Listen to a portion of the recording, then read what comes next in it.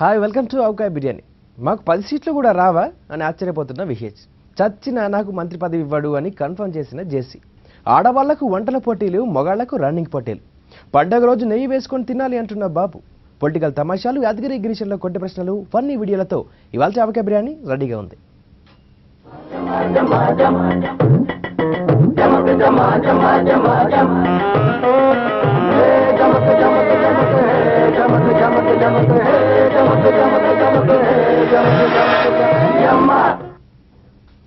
రాజధాని నిర్మాణం కోసం నేనొక్కరినే కాదు, ప్రజలు కూడా కష్టపడాలి అంటున్నారు చంద్రబాబు నాయుడు.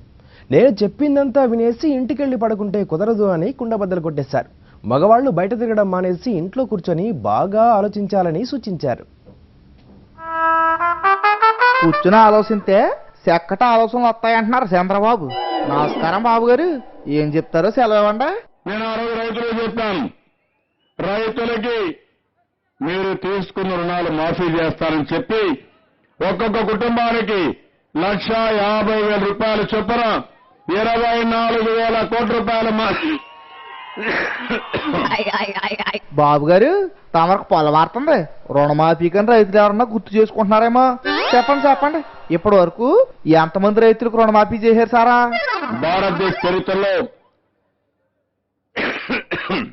నీ మైకు సరిగా లేదా? మైకు సరిగ్గా లేదా? అదేటండి, ఆళ్ళక మద్దలు దరువన్నట్టు మీకు పొలం వారితే మైకు సరిగ్గా లేదంటారేటి? అన్నింటికీ ప్రతిపక్షాలే కారణం అని చెప్పినట్టు తప్పు మైకు మీద తోసేస్తున్నారా ఏంటి? కంగారు పడకండి సారు, కాసి నీళ్ళు తాగండి.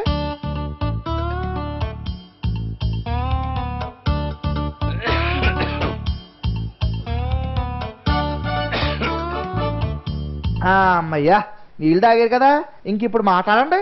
కూసింది మెల్లిగా మాట్లాడండి. ఈరోజు 24,000 కోట్లు మనం మాఫీ చేశాం. 8,400 కోట్ల రూపాయలు ఇప్పటికి పే చేశాం. అట్టాగా ఎన్నికల ముందు రైతుల రుణాలన్నీ బేసారత్తుగా మాఫీ చేస్తానన్నారు. గెలిచాక రకరకాల కొర్రెలు ఎట్టారు. మీ మాటలని మోసపోయామని చాలా మంది రైతులు బాధపడుతున్నారు సారా. మిగిలిన డబ్బులు 4 వాయిదాల మీద 10% వడ్డీతో 4 సంవత్సరాలు. అదిగా మళ్ళీ పొలవారింది. అనుమానం లేదండి బాబు, రుణాలు మాఫీ కాని రైతులు ఎవరో మిమ్మల్ని చాలా గట్టిగా తలుచుకుంటున్నారు. అందుకే మాటికి మీకు పొలమారిపోతుంది. ఆ అబద్ధాలు చెప్పినా ఇలాగే పొలమారుతుందంట మా తాత చెప్పేవాడు. ఏ తమ్ముళ్ళు మీ ఊరికొస్తే గొంతు కూడా సహకరించడం లేదు. మీ గొంతు సహకరించకపోతే పాపం తమ్ముళ్ళు ఏం చేస్తారండి?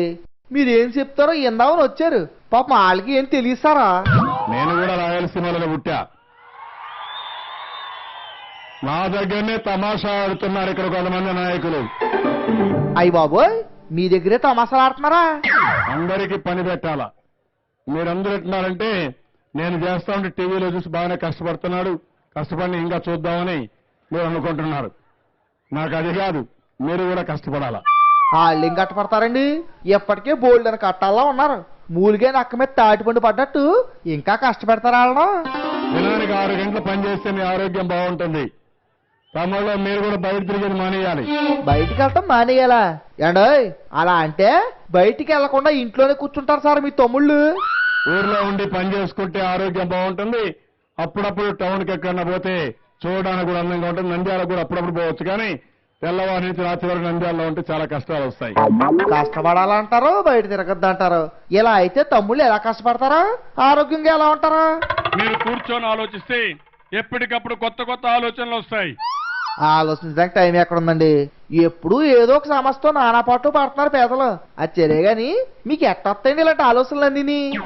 నాకు కూడా ఒకటేసారి ఆలోచన రావు. నేను ఒక దీక్షగా పనిచేస్తాను. ఒక పని అనుకుంటే అదే పనిగా ఆలోచిస్తాను. ఓహో, అలా కొత్తాయే మీకు ఆలోచనలో? స్కూల్ పిల్లల దగ్గర 10 రూపాయలు చందా వసూలు చేయాలన్న ఆలోచన కూడా అలాగే వచ్చిందంటారా?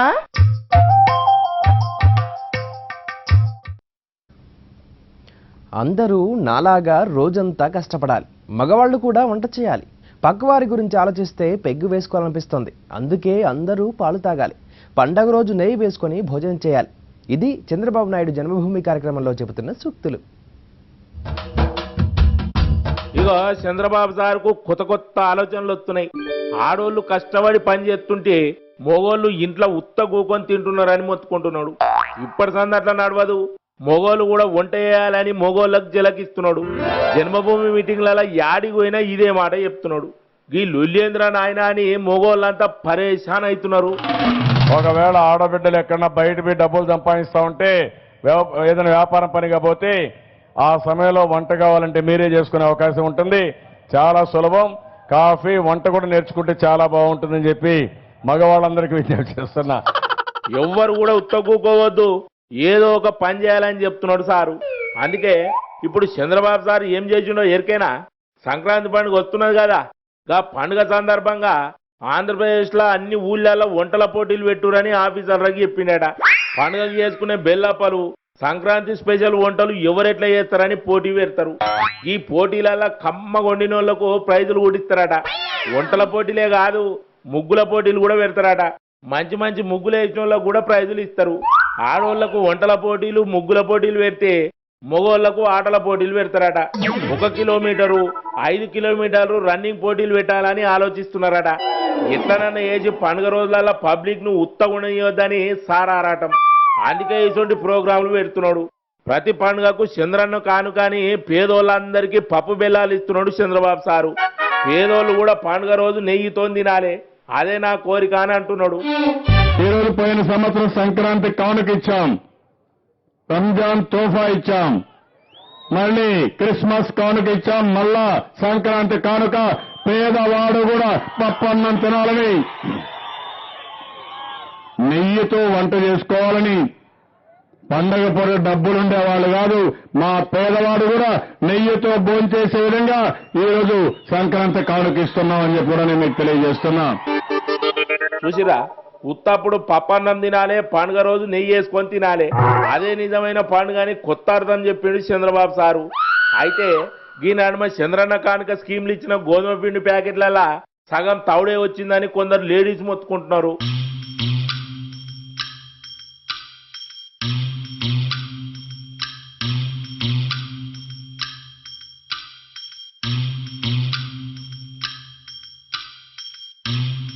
చూసిరు కదా, ఒక దిక్కు చంద్రన్న కానుక పేరుతోనిచ్చే ప్యాకెట్లు ఇట్లుంటే, ఈ పిండితోని అప్పాలు ఎట్లా చేసుకోవాలి, నెయ్యం వేసుకొని తినాలని వీళ్ళు ప్రశ్నిస్తున్నారు.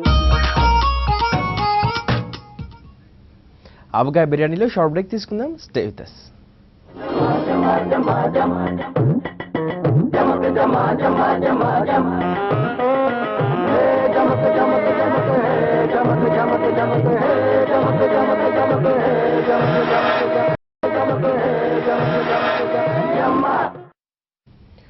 Welcome back.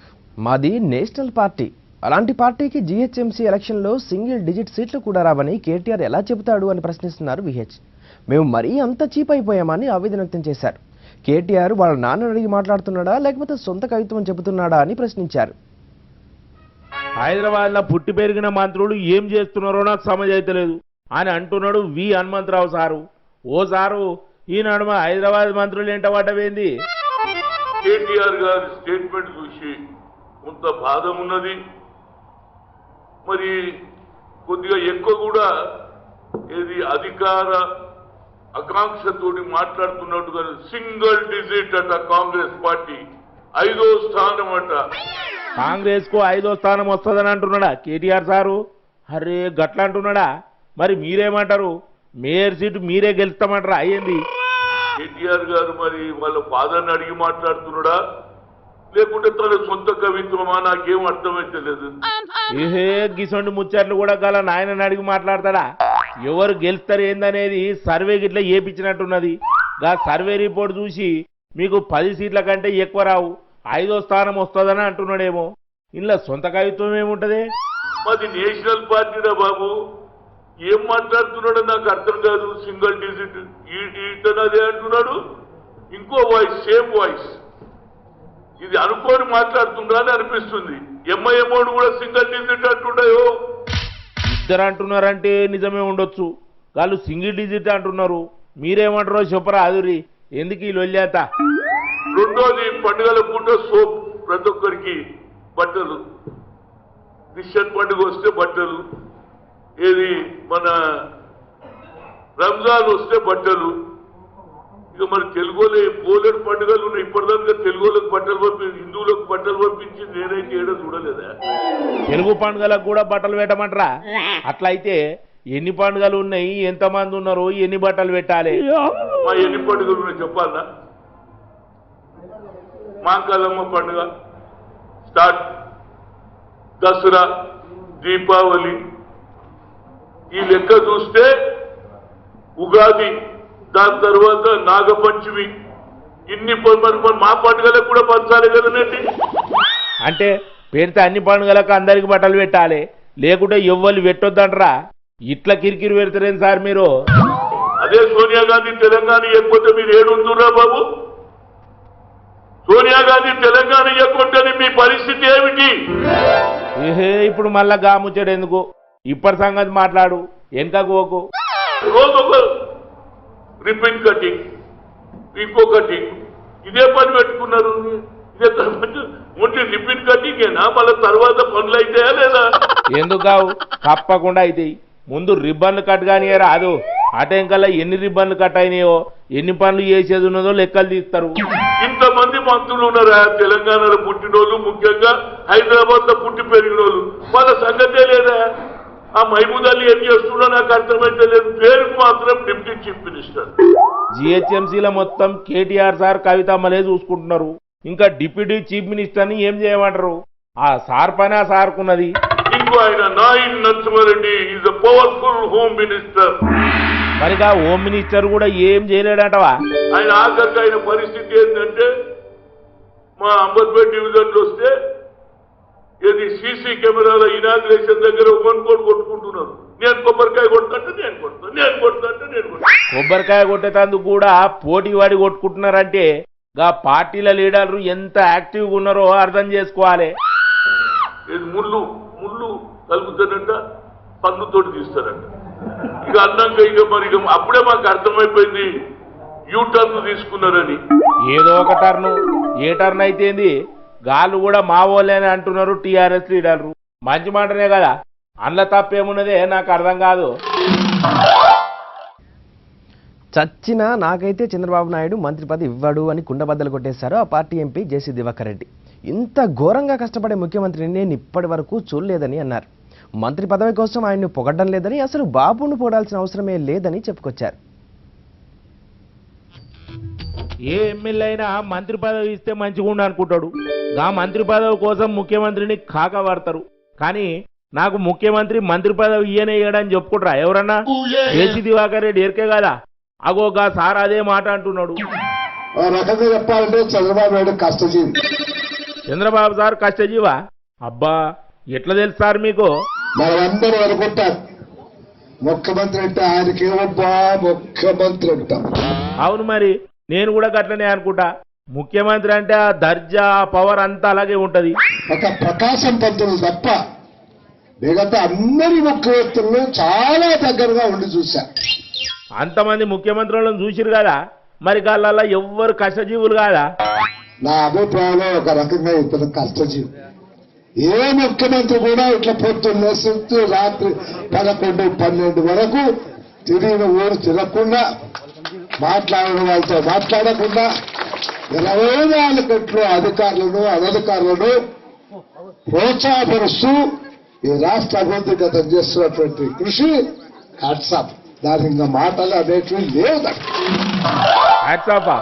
అబ్బర నాయన, మంచిగానే భజన చేస్తున్నారు కదా. ఎలక్షన్ల ముందు వరకు కాంగ్రెస్ పార్టీలు ఉండి చంద్రబాబు నాయుడిని విమర్శించారు. ఇప్పుడు ఆ సారికే భజన చేస్తున్నారు. టీడీపీ లీడర్ల కంటే మీరే ఎక్కువ పోగొడుతున్నారు. నాకు తెలిసి ఇట్లా ఎందుకు పోగొడుతున్నావో, ఇదంతా మంత్రి పదవి గురించే కదా. తెలుగుదేశంలో ఉండాల్సింది కాంగ్రెస్ నుండి తిట్టడానికి ఇప్పుడు తెలుగుదేశంలోకి వచ్చి చప్పట్లు కొట్టి ఏదో చేసి మంత్రి పదవి. ఆయనకే చెప్పా, నువ్వు నాకు చస్తే కూడా మంత్రి పదవి ఇవ్వం. ఆయనకే చెప్పా, పబ్లిక్గా చెప్పా. ఏంది సచ్చినా నాకు మంత్రి పదవి అని డైరెక్ట్ గా చంద్రబాబు సార్తోనే అన్నారా? ఏం సార్ మీరు గట్లా అంటారా ఎవరన్నా? మంత్రి పదవి కోసం కాకపడతారు కానీ ఇట్లా మాట్లాడితే ఇట్లనే అంత గమ్మతున్నది నీ ముచ్చట. మరి మంత్రి పదవి ఇవ్వడం తెలిసినాక కూడా ఇంకా పొగుడుడేందుకే నాకు అర్థం కాదు. కాబట్టి నాకు నిజంగా ఆయన పొగడాల్సినటువంటి అవసరం లేదు, నేను నిజం చెప్తాను. నేను అదే అడుగుతున్నా, పొగడాల్సిన అవసరం లేనప్పుడు ఎందుకు పోగొడుతున్నారు? నేను అపేక్ష ఉన్నప్పుడు కూడా అతను ఎప్పుడైనా మంచి పనులు చేస్తే నేను అసెంబ్లీలో లేచి నేను కాంగ్రెస్ పార్టీ ప్రతిపక్ష నాయకుడుగా ఉపనాయకుడుగా ఉన్నప్పుడు కూడా మంచి చేస్తే మంచి అనేవాడు. అంటే ఆ అలవాటు అప్పటి నుంచి ఉన్నదా మీకు? ఏందో ఏమో మీరు నిజంగా మాట్లాడుతున్నారా కామెడీ చేస్తున్నారా అనేది ఎవ్వరికి అర్థం కాదు. పెళ్ళంటే అటేడు తరాలు ఇటేడు తరాలు ఎంక్వైరీ చేయాలని అంటారు. కానీ ఇప్పుడు అందరూ బీసీ, ఆలోచించే టైం కూడా లేదు. దీంతో నిత్య పెళ్లి కొడుకులు ఎంచక్క పండగ చేసుకుంటున్నారు. తనకు బోల్డ్ అంతా ఆస్తుందని నమ్మించి అడ్డంగా దొరికిపోయిన ఓ మోసగాడి కథ ఇది. ఇగో ఈడ పోలీసుల ముంగడ చేతులు కట్టుకొని నిలబడ్డాడు చూడురి, గీనదేగి ముచ్చట. పెళ్లి చేసుకొని కొత్త పెళ్లి కొడుకు లెక్క ఖుషిగా ఉండాల్సినోడు ఇగో ఇట్లా పోలీస్ స్టేషన్లో నిలబడ్డాడు. ఎందుకంటే గీన పెళ్లికి ముందు బగ్గ పైసలున్నోని లెక్క వేసాలేసిందట. నాకు బంజారాహిల్స్లో బంగ్లు ఉన్నది, హైటెక్ సిటీలో 4 షాపులు ఉన్నాయి, గుడ్డి మల్కాపూర్లో నాకు 4 ఫ్లవర్ షాపులు ఉన్నాయని నమ్మించి పెళ్లి చేసుకున్నాడు. పెళ్లికి ముందే పిల్ల తండ్రి దగ్గరికి వెళ్ళి 30 లక్షల రూపాయలు తీసుకున్నాడట. అయితే గా పెళ్లిల పిల్లగాని చుట్టాలని చూసిన పిల్ల తరపు చుట్టాలకు అనుమానం వచ్చిందట.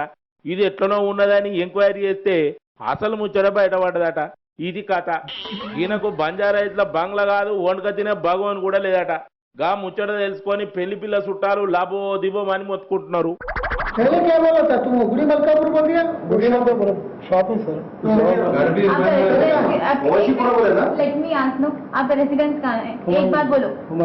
हुमायूं नगर कहाँ पे आता? तो मेरे को 4 दुकानें हैं। मैं बता रहा हूँ आपको, सुनिए। 3 दुकान किराए के 4 लाख रुपए एडवांस, ये 58 नंबर का है। वन में एक ही होना वैसा तो पूरा एक हिसाब। इसके आगे कंपना फ्लोर इस कराची बेकरी के बाजू मेरा शॉप है, हाईटेक सिटी में। वो आपका अपना जाती है। ओल्ड प्रॉपर्टी ये है? नहीं, रेंटल रेंटल है, पूरा रेंटल है। कोई मैं डायरेक्ट आके कोई जबरदस्ती करके हाथ नहीं पकड़ा। हाँ नहीं, ये तो माँ बाप ये तो कोई भी ये जबरदस्ती का केस नहीं है, ये चीटिंग का केस है। आपसे शादी करके 37 लाख रुपीज में चीट कर। नहीं, 37 लाख रुपए कंप्लीटली डिफरेंट इशू। వీడు హుమాయూన్ నగర్ లో నివాసం ఉంటాడట. అయితే ఆయనకు హైటెక్ సిటీలో షాపులు ఉన్నది నిజమేనట, గాని 4 షాపులు కాదట, ఉన్నది ఒకటే షాపు. అది కూడా కిరాయికి తీసుకొని నడిపిస్తున్నాడట. పెళ్లి రోజు గీని చుట్టాలని చూసి పిల్లోళ్ళకి డౌట్ వచ్చింది. ఏంది కథ అని ఎంక్వైరీ చేస్తే అసలు ముచ్చట తెలిసింది. ఇక దాంతోని పిల్ల తరపు బంధువులు రెయిన్ బజార్ పోలీసులకు కంప్లైంట్ చేసిరు. ఇక ఇంకో ముచ్చట ఏం దొరికేనా, గీనకు ముందుగానే పెళ్ళై పిల్లలు కూడా ఉన్నారు. కానీ చూడురి, నమ్మేటోళ్ళు ఉంటే నమ్మించేటోళ్ళు ఉంటేనే ఉంటారు ఈ భూమి మీద.